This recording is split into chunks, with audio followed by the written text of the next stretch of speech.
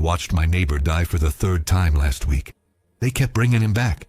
His name was Chen, or maybe it was Charlie. After 68 years in this city, names blur together like neon in the rain. What I remember is the sound, that wet gasp when trauma team shocked his heart back to rhythm in the hallway outside my apartment. 4th floor, Watson. The smell of ozone and burnt flesh hung in the recycled air for hours. He owed them another year of his pension for that revival. Each time they save you, the debt grows. Each time, they own a little more of whatever's left. I'm 73 years old. That makes me a ghost in Night City. My name is Felix Ortega, and I've been obsolete for 2 decades. I was a Ripper Doc once back when Chrome was about function, not fashion. Fixed-up gangers in Kabuki, corpo rats in Corpo Plaza, didn't matter. Metal and flesh, that was the work. Simple, clean. Then the tech moved faster than my hands could learn, and suddenly there were kids half my age installing neural implants I couldn't even identify. The city didn't need my steady hands anymore. It needed bandwidth. It needed youth. It needed people who still believed tomorrow would come. I live in a converted storage unit in Mega Building H10. 800 square feet that used to hold cleaning supplies for the building's lower floors. The walls still have the chemical stains, yellow and brown like jaundice. There's a window, just one, that looks out over the Watson Industrial District. During the day, I can see the smokestacks from the old factories that nobody bothered to tear down. At night, they're silhouettes against the advertisement holograms. Those perfect faces selling perfect lives to people who'll never afford them. The building manager is a kid named Roxanne. Couldn't be more than 25, but she's already got optic implants that probably cost more than I made in my best year. She doesn't look at me when she collects rent. None of them do. When you're old here, you become furniture. Background noise in a city that never stops screaming. This morning started the way most do. Pain in my joints woke me at 5:47 a.m., 3 minutes before my alarm. The biomonitor I installed in my wrist back in 2059 still works, though the readout glitches sometimes, showing my heart rate as 340 BPM when I know it's barely pushing 68. Everything old breaks slowly here. Nothing gets maintenance. Nothing gets better. I made coffee from a ration pack. Tasted like burnt plastic and soil. The dispenser claimed it was Colombian Heritage Blend, but I've been drinking that lie for 6 years. It's made from protein paste and stimulant chemicals, same as everything else. Real coffee costs 800 eddies a pound. My pension gives me 1,300 a month. Do the math. Through my window, I watch the city wake up. Delivery drones first, then the early shift workers trudging toward the factories and warehouses. Most of them will be dead before they're 50. The average lifespan in Night City is 53 if you're not corp. 40 if you're on the streets. At 73, I'm a statistical anomaly, a mistake the city hasn't corrected yet. But I wasn't always obsolete. I was 22 when I opened my clinic. It was 2026, and Night City still felt new enough to believe in. The mob wars were over. The fourth corporate war had ended just 2 years prior. There was this moment, brief, fragile, where people thought maybe things could get better. We were idiots. Young idiots, but idiots all the same. My clinic was in Kabuki, 3rd floor of a building that collapsed in 2063 during a Tiger Claws shootout. I had real equipment back then. A surgical suite with actual sterilization protocols. I did my first chrome installation when I was 23. Basic subdermal armor for a Valentino who got shot protecting his girlfriend. His name was Esteban. He cried when I finished. Not from pain, but because he could go back to her. He thanked me 17 times. He died 3 weeks later. Different shooting. The armor stopped the first 4 rounds. The 5th hit his temple. That's when I started to understand what Night City was. A machine that processed hope into corpses. But I kept working. For 46 years I kept working. I fixed damaged limbs and installed new ones. I repaired optic systems when they burned out from netrunner attacks. I calibrated neural interfaces for street samurais who needed faster reflexes to survive another week. I held the hand of a mother when I told her that her son's chipware was fried beyond repair, that the boy she knew was effectively gone even though his body still breathed. I watched her face collapse. She never came back for him. The work changes you. Every time you cut into someone, install something that wasn't there before, you're participating in a transaction. Humanity for advantage, flesh for function. Everyone tells themselves it's temporary, that they'll stop before they go too far. Nobody stops. The city won't let them.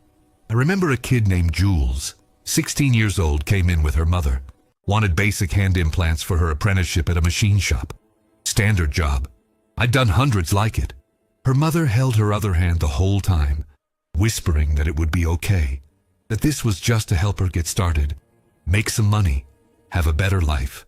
I saw Jules again 5 years later. She'd added neural accelerators, dermal plating, synthetic muscle fibers in both arms and legs. Her eyes were full replacement optics, glowing faint blue in the dim light of the clinic. She didn't recognize me. I recognized her by the serial number on her hand implants. I still logged every piece of chrome I installed.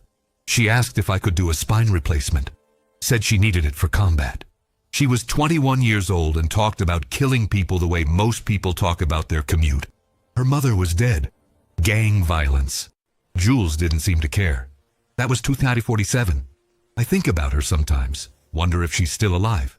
Probably not. People like that burn fast and bright, then they're gone. Just another name in the NCPD database, another body in a dumpster somewhere in Pacifica. I stopped taking new patients in 2061. My hands had started shaking. Not badly, but enough to matter when you're working with someone's nervous system. One slip, one tremor at the wrong moment, and you can paralyze someone for life. Or kill them. I couldn't risk it. Couldn't carry that weight anymore. The younger rippers didn't care. They saw it as opportunity. Felix is slipping. Time to take his clients. Within 6 months, my clinic was empty. Within a year, I couldn't afford the rent. I sold my equipment for scraps. The surgical bed went for 2,000 eddies. I'd paid 45,000 for it in 2031. The buyer was 19 years old, said she was opening her own place in Northside. I wanted to warn her. Tell her what this work does to you, how it carves pieces out of your soul until there's nothing left but the mechanical parts. I didn't. What would be the point? She'd learn, same as I did, same as everyone does.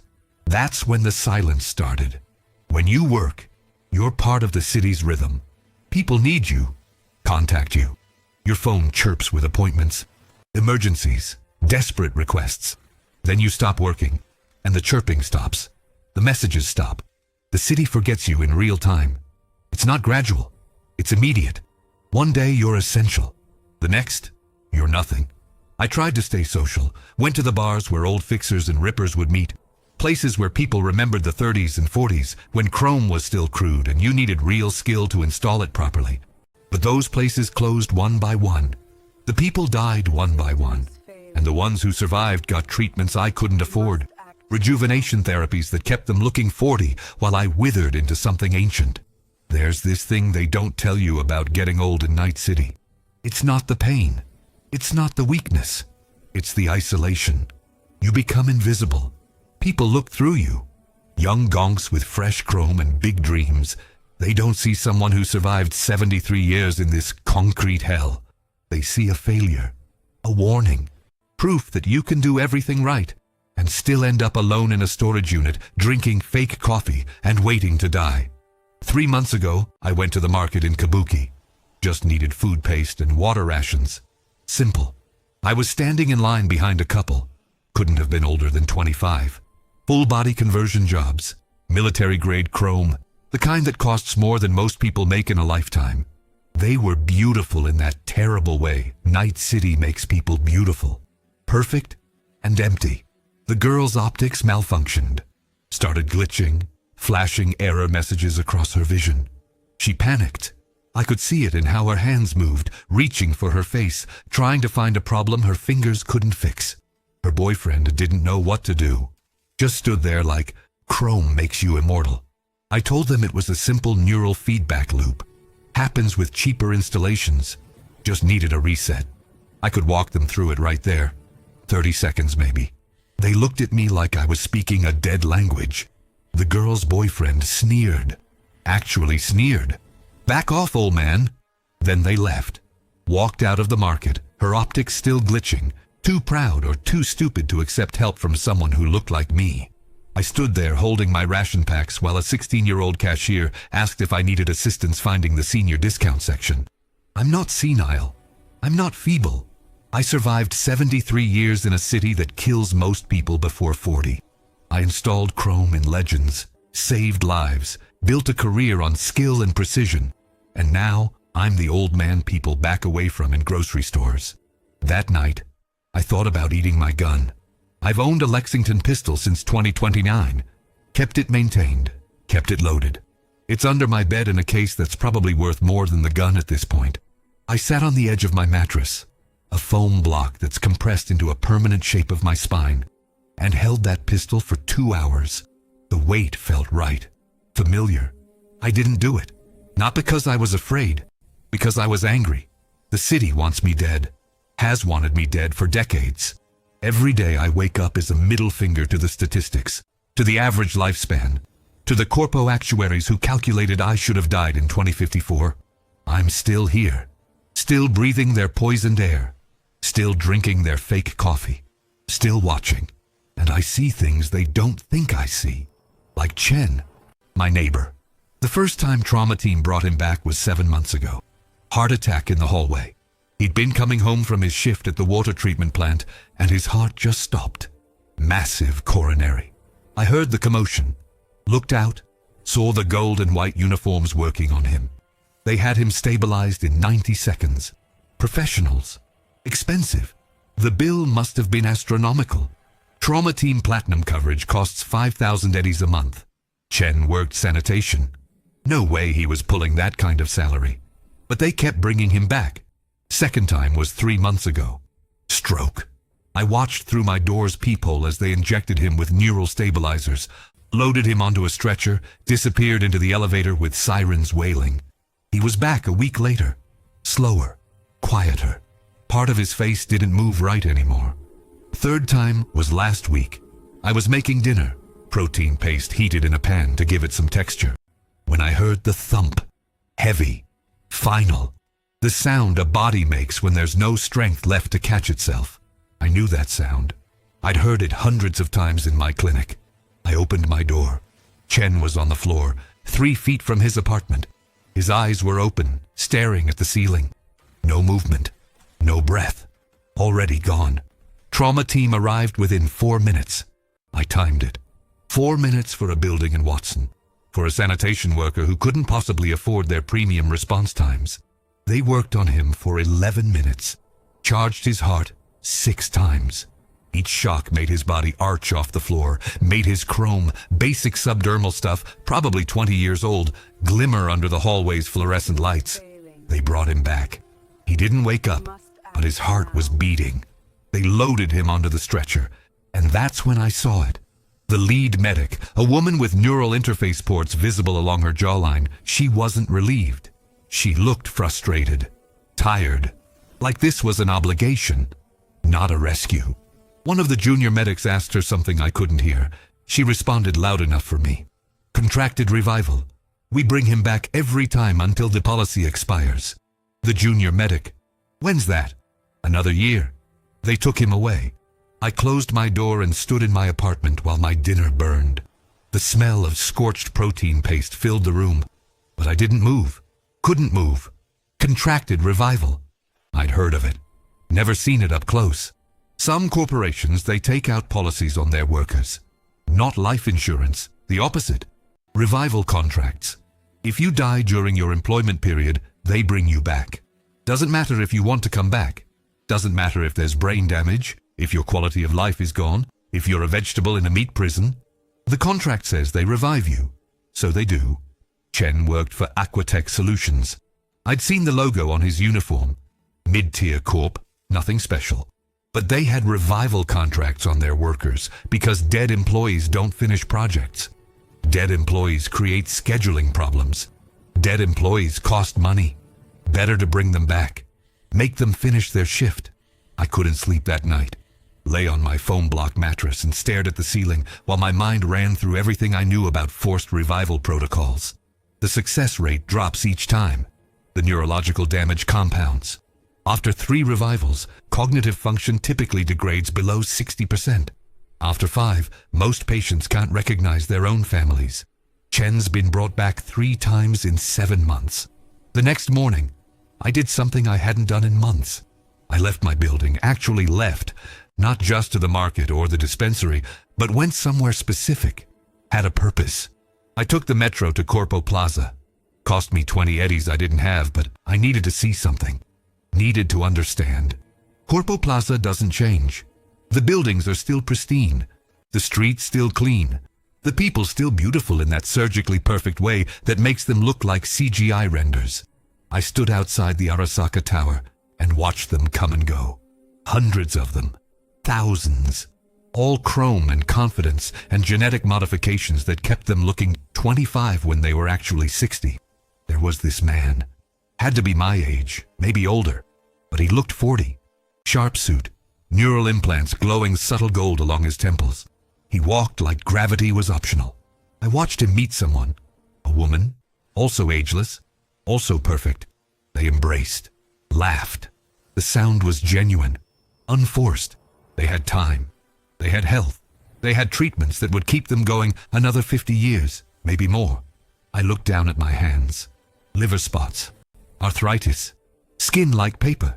We live in the same city, breathe the same air, but we exist in different universes. For them, 73 is middle age. They'll see 140, maybe 160, looking and feeling pristine.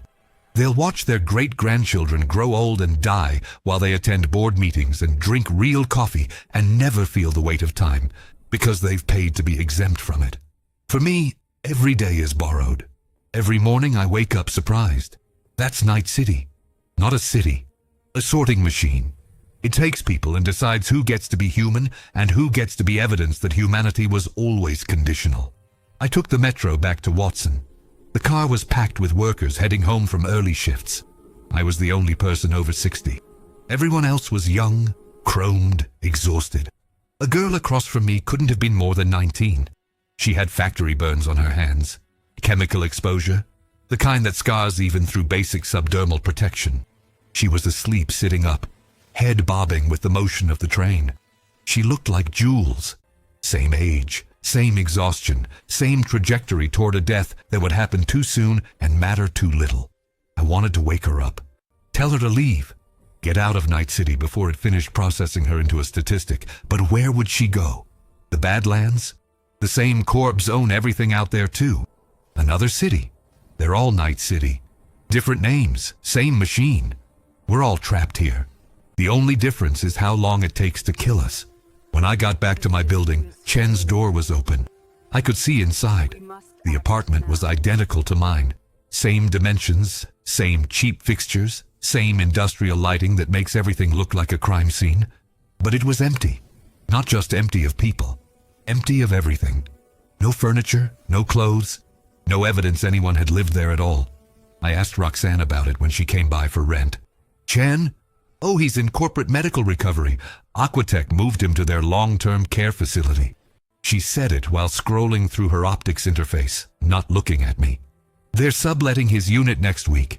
You know anyone looking? How long will he be in recovery? Contract says until he's functional or deceased, whichever comes first. She walked away. I stood in my doorway and looked at the empty space where my neighbor used to live. The hallway lights flickered. They've been flickering for 3 years. Nobody fixes them. Nobody cares. That was 2 days ago. This morning, something changed. I got a message on my old terminal. Haven't received a message in 8 months. The last one was a scam asking me to verify my pension credentials. This one was different. Clean interface, corporate formatting. Sender listed as Aquatech Solutions HR Department. My hands were shaking when I opened it. Not from age, from something else. The message was simple. Mr. Iabasino Ortega, our records indicate you are a registered medical professional with cybernetic installation credentials. Aquatech Solutions is seeking temporary consultation regarding case JWT 4477. Chen, David.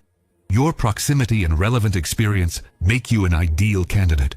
Compensation, 5,000 eddies. Reply to schedule consultation, 5,000 eddies. That's 4 months of my pension.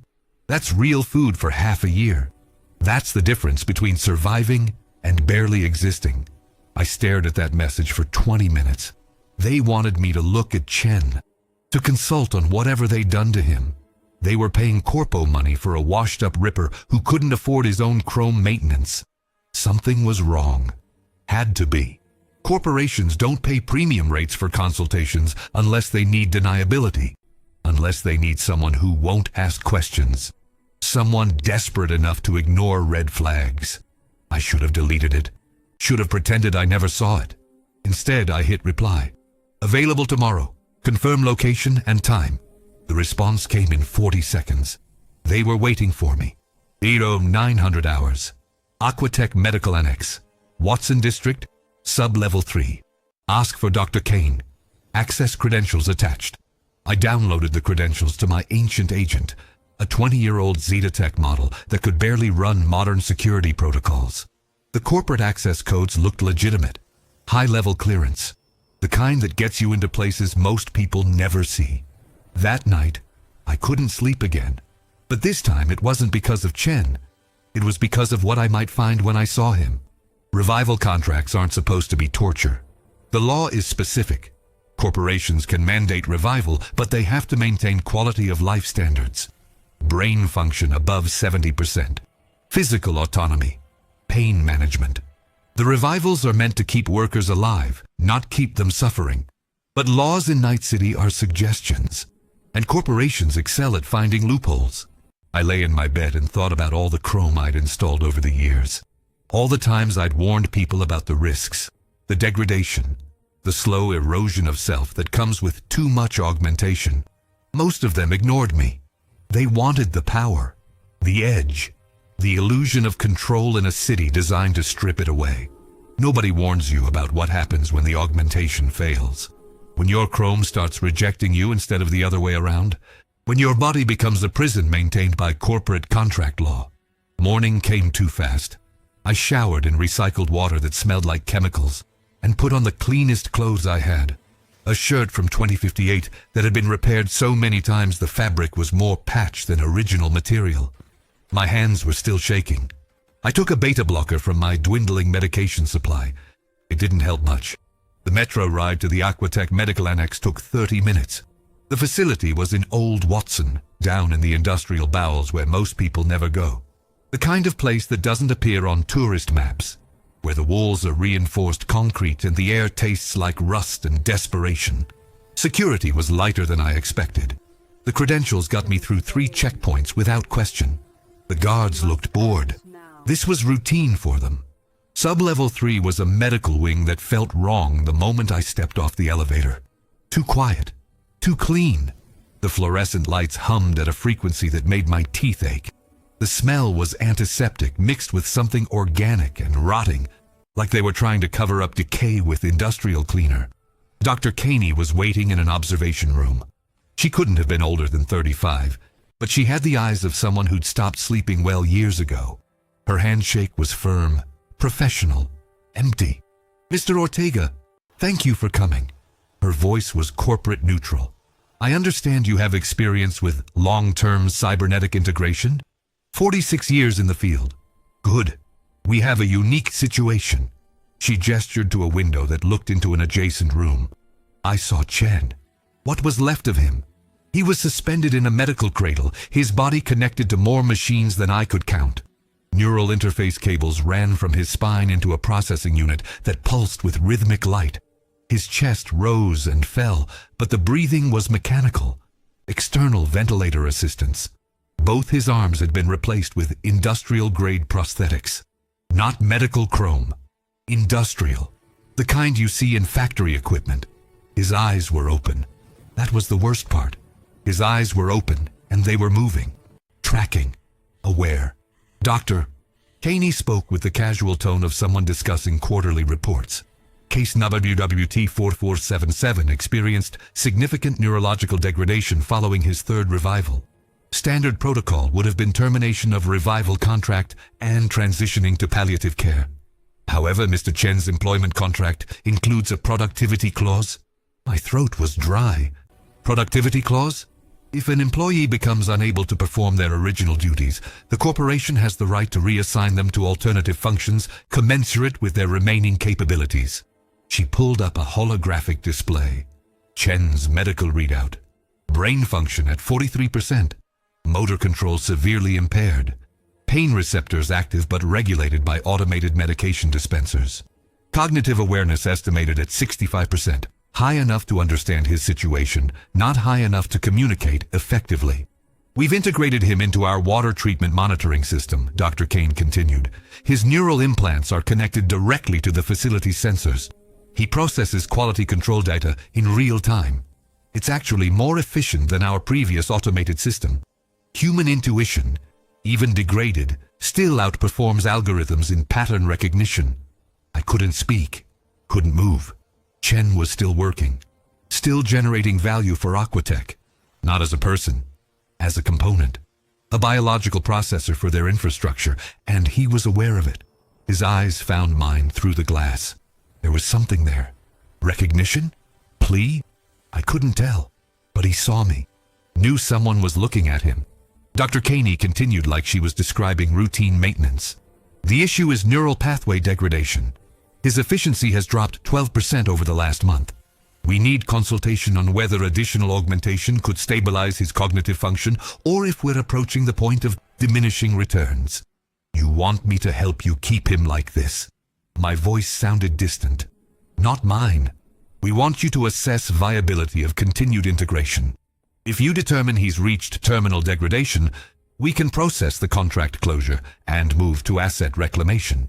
If you believe augmentation could extend his functional period, we'll proceed with that option. She said it so simply. Asset reclamation. They'd harvest his chrome, recycle whatever parts had value, dispose of the rest.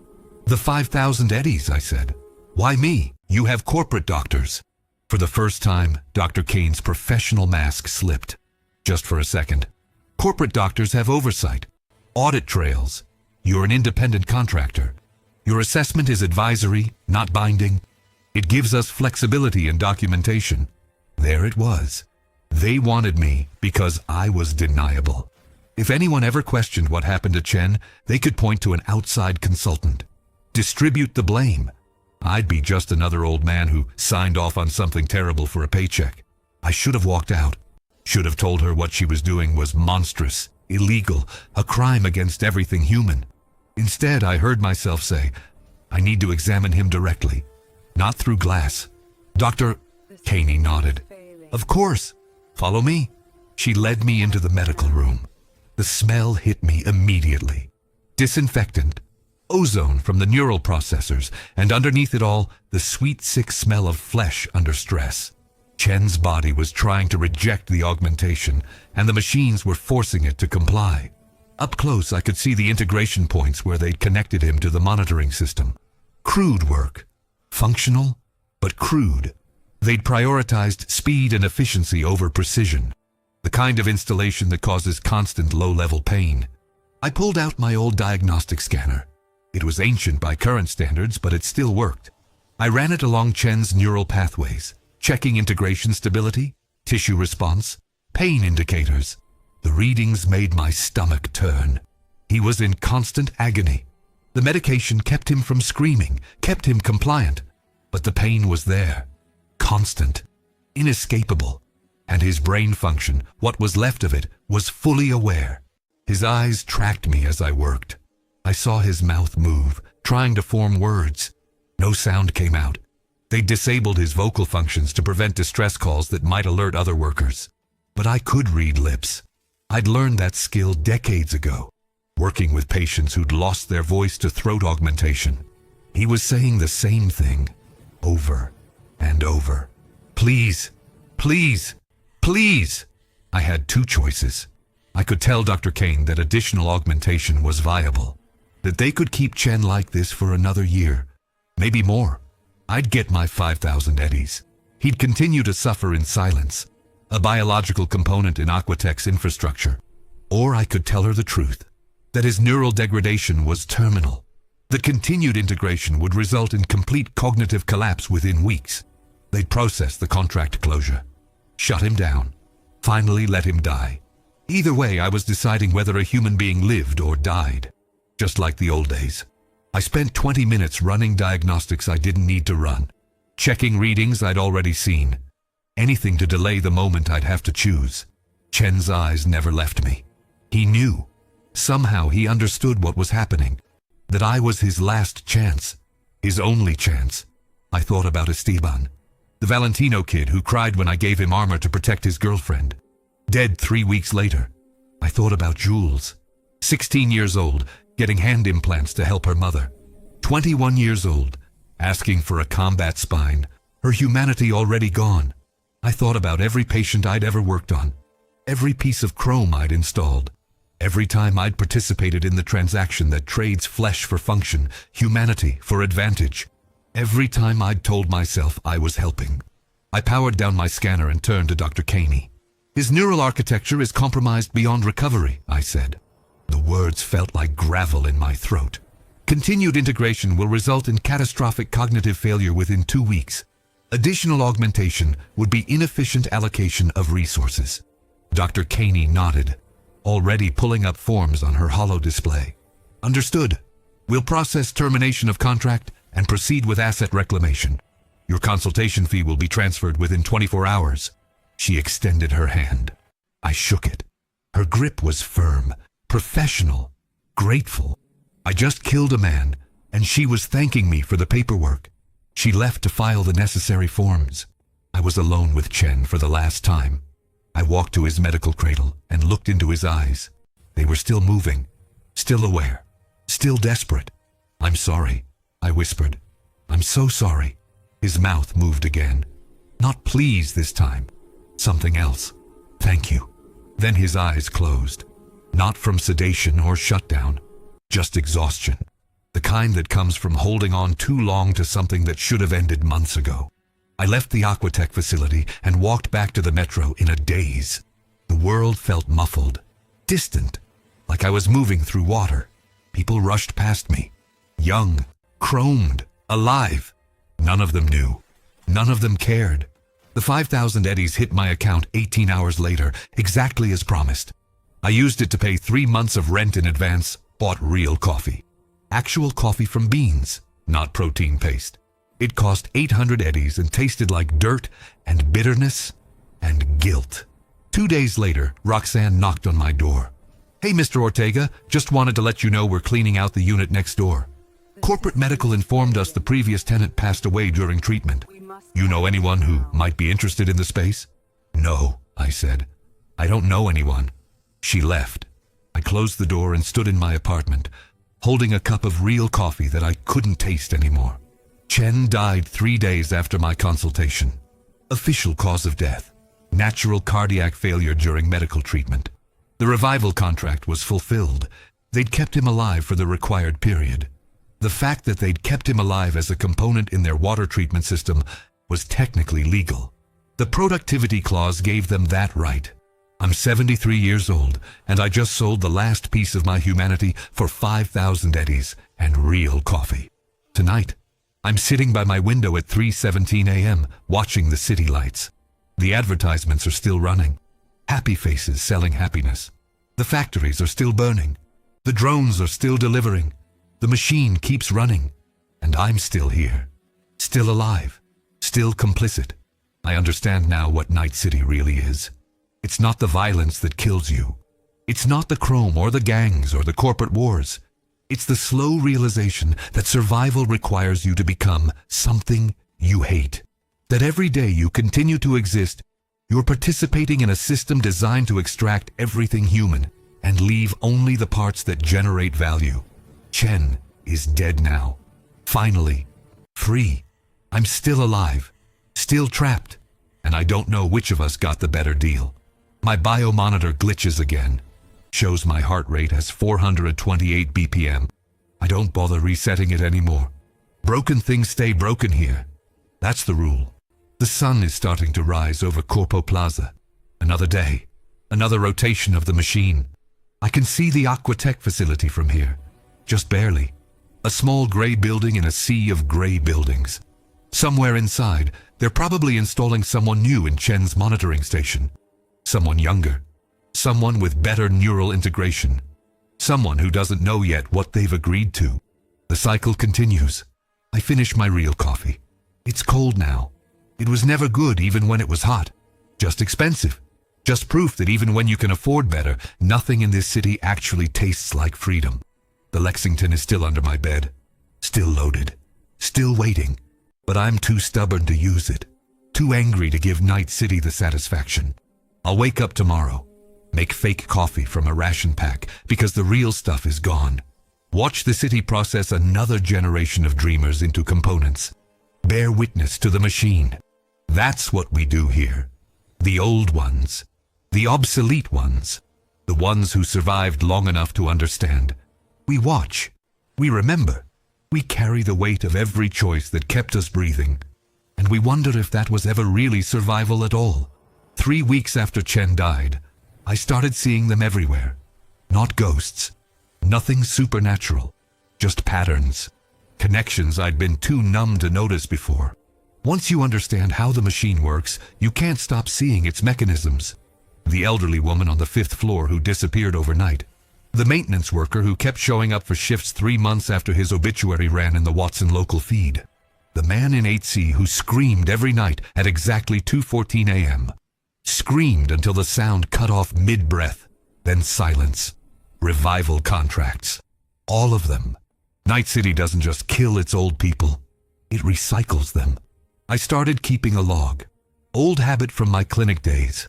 Document everything. Trust your records more than your memory. I used an ancient paper notebook I'd found in a drawer.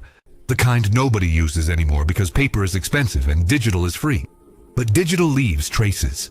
Digital can be audited. Paper is just garbage. Entry 1. Woman. 5th floor. Unit 512. Name unknown. Approximate age 70-75. Last seen April 3rd. Unit cleared April 5th. Building records show medical transfer. No forwarding information. Entry 2. Man. 8th floor. Unit 8C. Screaming stopped April 8th. Passed him in hallway April 10th. Walking but eyes unfocused. New chrome on left arm. Industrial grade. Movement patterns suggest limited motor control. Entry 3. Maintenance worker. Name tag reads Luis. Age approximately 68. Deceased March 15th according to building memo. Still performing duties as of April 12th. Moves slowly. Doesn't respond to verbal communication. Works 3rd shift only. The pattern was clear once you looked for it. The old ones who couldn't afford rejuvenation treatments, who didn't have corporate positions with premium healthcare, who were just barely surviving on pension and public assistance, they were vanishing. Not dying. Vanishing. And some of them were coming back wrong. I started following Luis during his shifts. Not difficult. My insomnia meant I was awake most nights anyway, and he moved with the mechanical precision of someone running on automated protocols. He cleaned the same hallways in the same order, checked the same systems, never deviated, never rested. On his 4th shift, I spoke to him. "Luis, you okay?" He turned his head toward me. The movement was too smooth, too measured. His eyes were open, but there was nothing behind them. Not the awareness Chen had. Just vacancy. His mouth moved. A voice came out, but it wasn't coming from him. Synthesized, pre-recorded. Maintenance functions nominal. Please clear work area. Then he continued his route. Same pattern. Same precision. I checked the building records that night. Had to bribe Roxanne with 200 eddies to access the management database. Told her I was looking into my own lease renewal. She didn't care enough to question it. Luis Martinez. Age 68. Died March 15th, 2077. Cause, respiratory failure. Employment contract with Watson Building Services included mandatory revival clause for all maintenance personnel. Contract period, 15 years from date of hire. Luis had been hired in 2068. He had 6 more years on his contract. They'd brought him back, installed just enough chrome to keep him mobile, and put him back to work. His cognitive function was probably below 30%. Not enough to be aware, just enough to follow basic commands. He was a biological robot wearing a dead man's face. I added him to my notebook. Entry 4. The next day I went back to the Aquatech facility. Getting in was harder this time.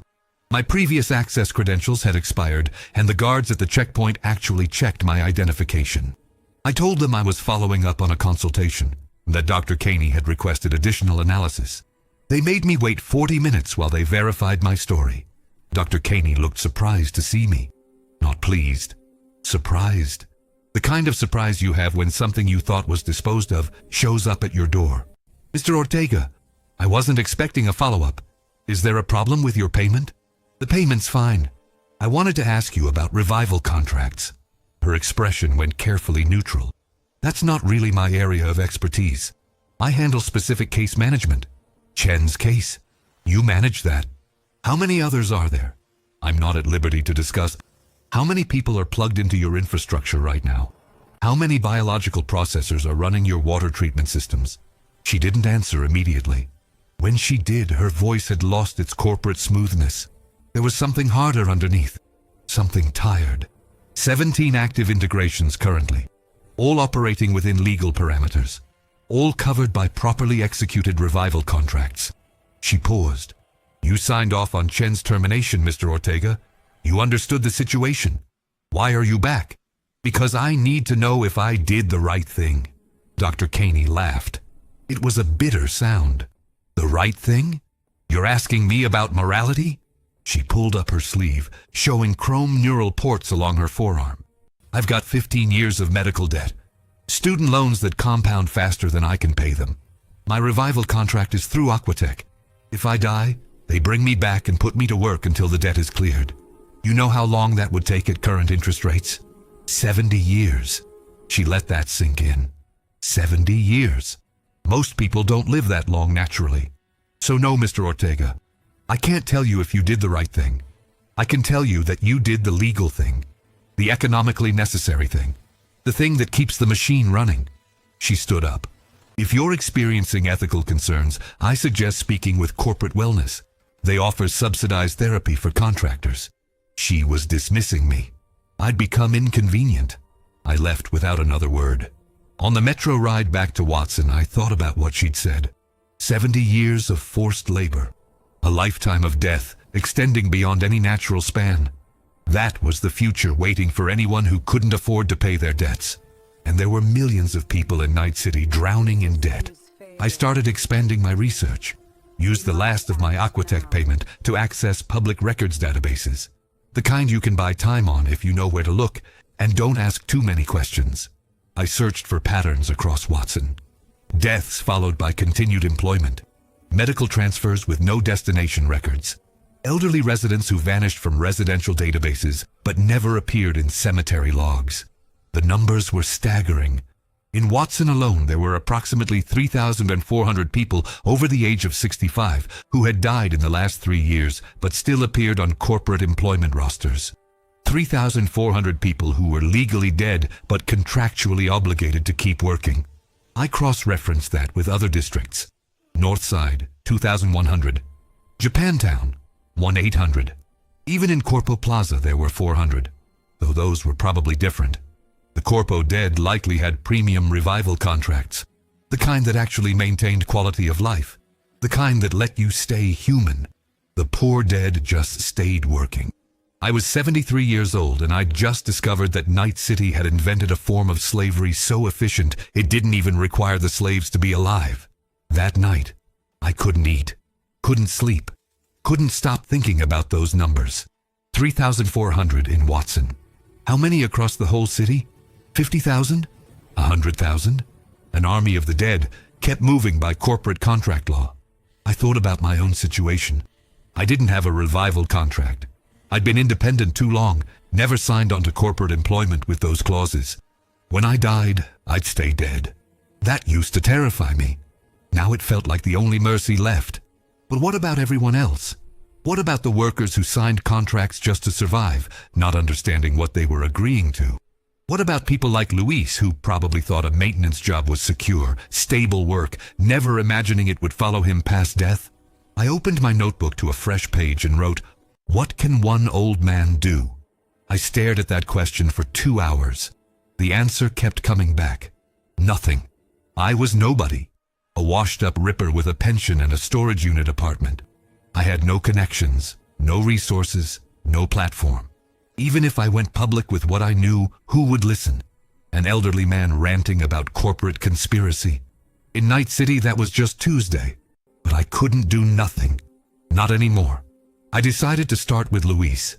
If I could free one person, if I could somehow break one revival contract, prove it was possible, maybe that would be enough. Maybe it would matter. I spent 3 days researching Watson Building Services.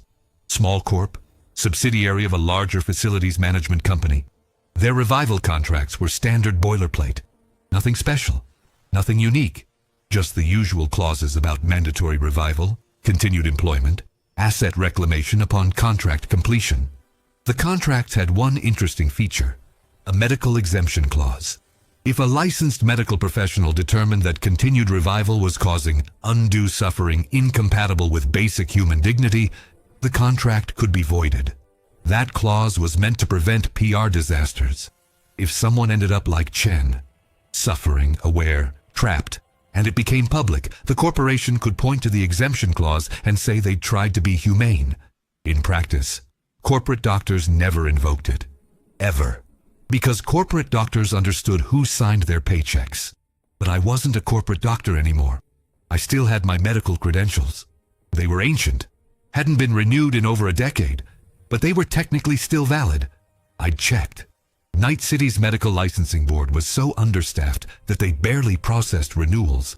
As long as you'd paid your original registration fee and weren't actively under investigation, you stayed in the system.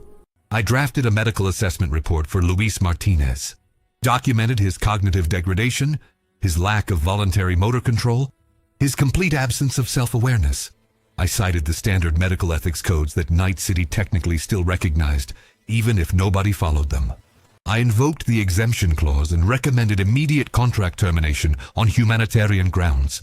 Then I filed it with Watson Building Services. They rejected it within 6 hours. The response was automated. Medical assessment does not meet required standards for exemption consideration. Employee Luis Martinez continues to perform assigned duties within acceptable parameters. Contract remains in force. I filed an appeal. They rejected that too. I filed a formal complaint with the Night City Medical Ethics Board. That one took 3 weeks to get a response. When it came, it was brief. Complaint dismissed. Insufficient evidence of contract violation.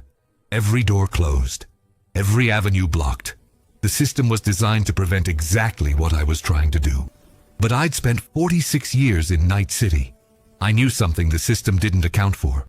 Old rippers have connections the corporations don't track. I started making calls. First was Maria Santos. Used to run a black market chrome clinic in Kabuki before she got out of the game. She was 81 now, living in a retirement community in Haywood, one of the few places where old people still existed as people instead of resources. We'd worked together in the 2030s, back when independent rippers still had leverage. It took 4 tries before she answered. Her voice was rough, suspicious. Felix Ortega? Thought you were dead. Not yet. I need a favor. I don't do that work anymore. Not asking you to. I need information. You still have contacts in the fabrication district? Silence. Then, what kind of information? The kind that tells me how to brick a neural processor remotely and make it look like natural failure? More silence. Felix, that's a murder charge if you get caught. Only if the victim is legally alive. She understood immediately. Revival contract? Yeah. Another pause. When she spoke again, her voice was different. Softer. I'll send you a contact. He's good. Expensive, but good. Tell him Maria sent you. He'll give you the family rate. Thank you. Felix, be careful. They don't like it when we try to break their toys. The contact was a netrunner named Cypher. Stupid handle, but his work was legitimate.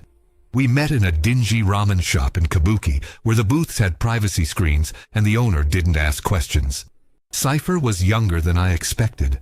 Maybe 30. Had the look of someone who lived more in the net than in meat space. Pale skin, bloodshot eyes, fingers that never stopped moving. I explained what I needed. He listened without interrupting. When I finished, he leaned back and whistled softly. You want to fry a corpse's neural processor? Make it look accidental. Can you do it? Can I? Yeah. Should I? Different question. He pulled up a holographic display only he could see, fingers dancing through invisible menus. Revival contract neural processors have redundancy systems. Corporate-grade IC protecting them. If I go in hard, it'll trigger alerts. They'll know it was sabotage. What if you go in soft? Soft takes time. Weeks, maybe months. I'd have to introduce micro-corruptions, make it look like natural degradation. It's possible, but he named a price. I had 300 eddies left from the Aquatech payment. He wanted 8,000. I don't have that much. Cypher shrugged. Then I can't help you. I sat there in that ramen shop staring at the numbers that separated mercy from mathematics. 8,000 eddies. The distance between freedom and eternal servitude for Luis Martinez. The price of one man's death. I thought about selling my Lexington. Might get 400 for it. My furniture? Maybe another 200. My medical equipment? Already sold years ago. I had nothing left to sell except my credentials. What if I gave you something else? I said. Medical access codes, black market chrome contacts. 40 years of connections. Cypher looked interested. Keep talking. We negotiated for an hour. In the end, I traded him everything I had left from my old life. Contact lists, supplier information, access protocols to medical databases, the accumulated knowledge of 4 decades in Night City's underground chrome trade. Worth more than 8,000 eddies. Worth everything I'd built. He took it all and promised me he'd handle Luis. 6 weeks, he said. Give me 6 weeks and your friend's processor will fail naturally. No alarms, no investigation, just system degradation. I shook his hand. It felt like signing away my last connection to the person I used to be. 6 weeks. I went back to my storage unit and waited. During those weeks, I kept watching, kept documenting. My notebook filled with entries. More names, more patterns, more people who'd vanished into the machine. I also started seeing protests. Small ones. Just clusters of people in Watson holding signs about corporate exploitation, revival contract reform, workers' rights. The NCPD broke them up quickly. No violence, just dispersal. The signs got confiscated. The people got ID scanned and sent home with warnings, but they kept coming back. Different people, same message. I wasn't the only one who'd noticed the pattern. On the 43rd day, I saw Luis stop working. He was in the 3rd floor hallway, same route he always took. He reached the junction box he was supposed to check, extended his hand toward it, and then just stopped. His hand stayed outstretched. His body stayed upright, but nothing moved. I waited 5 minutes, 10, 20. He didn't move. I approached carefully. Luis? No response. His eyes were open but empty. His chest wasn't moving. The machinery that had been keeping him functional had stopped. I checked his pulse. Nothing.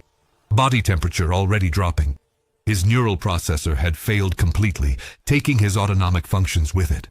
Luis Martinez was finally dead. I called building maintenance. They sent someone within an hour. Not trauma team, just corporate asset recovery. They loaded him onto a cart without ceremony and took him away. Roxanne filed the paperwork. Second death for that employee, she noted absently. That's unusual. I didn't respond. That night I got a message from Cypher. Job complete. Pleasure doing business. I deleted the message. Deleted all evidence of our communication. Sat in my apartment and tried to feel something about what I'd done. I'd freed one person. One biological processor extracted from the machine. There were still 399 in Watson alone. The futility of it crushed me. I'd spent everything I had, money, connections, identity, to save one person who was already dead. One person who'd never know he'd been freed. One person whose absence wouldn't change anything. The machine would just find someone else. There were always more old people. Always more desperate workers. Always more contracts. I opened my notebook to a fresh page and wrote, "Is one life worth this?" I stared at that question until dawn. The answer didn't come from me. It came from outside. 3 days after Luis's second death, the protests in Watson grew. What had been small clusters became crowds. Hundreds of people demanding reform, transparency, an end to forced revival contracts. Someone had leaked internal documents from multiple corporations. Thousands of pages detailing revival contract policies, integration protocols, profitability analyses. The documents showed everything. How many dead were still working? How much money the corporation saved by not paying death benefits? How the system had been designed specifically to exploit workers past their natural lifespan. The leak was massive, coordinated, professional, and it included detailed medical assessments of 17 biological processors in the Aquatech water treatment facility. My assessments, the ones I'd written about Chen and never submitted. Someone had accessed my old clinic database. Someone had found my work and included it in the leak. The city exploded. Not violently. Night City had seen too much violence for riots. But politically, corporations scrambled to contain the damage. Politicians demanded investigations. Media outlets ran exposés. The story was everywhere. And at the center of it all was one question. How many dead people are still working? I watched it unfold from my window. Protests in the streets below. News feeds running constant coverage. Corporate representatives issuing denials and promises of reform. I'd freed one person. Whoever leaked those documents had freed thousands. 2 weeks later, the city council passed emergency legislation. Revival contracts were still legal. Corporate lobbying made sure of that. But the exemption clause was strengthened. Independent medical reviews were now mandatory. Corporations had to prove quality of life standards were being maintained. It wasn't enough. Not nearly enough. But it was something. People started being released from their contracts. Not all of them. Not even most of them. But some. The ones whose suffering was too obvious to hide. The ones like Chen. I got a message from an unknown sender. Thank you for your documentation. It mattered. No signature. No way to trace it. I sat in my storage unit apartment at 73 years old and realized something strange. I'd outlived my usefulness. Outlived my career, outlived most people I'd ever known, but I hadn't outlived my ability to matter. That night I slept for 6 hours straight. First time in months. When I woke up, my biomonitor was still glitching, still showing impossible heart rates and random errors, but my hands weren't shaking as badly. I made coffee, the fake kind. It still tasted terrible, but it was mine, and I was still here. Through my window, I could see the city waking up. The drones, the workers, the endless cycle. But now I could also see people gathering in the plaza below. Not protesters, just old people. Meeting, talking, organizing. We'd always been invisible. Furniture in a city that valued youth and chrome and productivity. But furniture sees everything. And sometimes what we see is enough to start changing the machine. I opened my notebook to a fresh page and started writing. Not entries this time. Names. Contact information for every elderly person I'd seen in my building. Every forgotten worker. Every invisible witness. If one old man could free one person, what could 1,000 old people do? I was about to find out. The city thinks we're obsolete. Already dead. Just waiting for the machine to process our final value. But we're still here. Still watching. Still breathing their poisoned air, and we're not finished yet.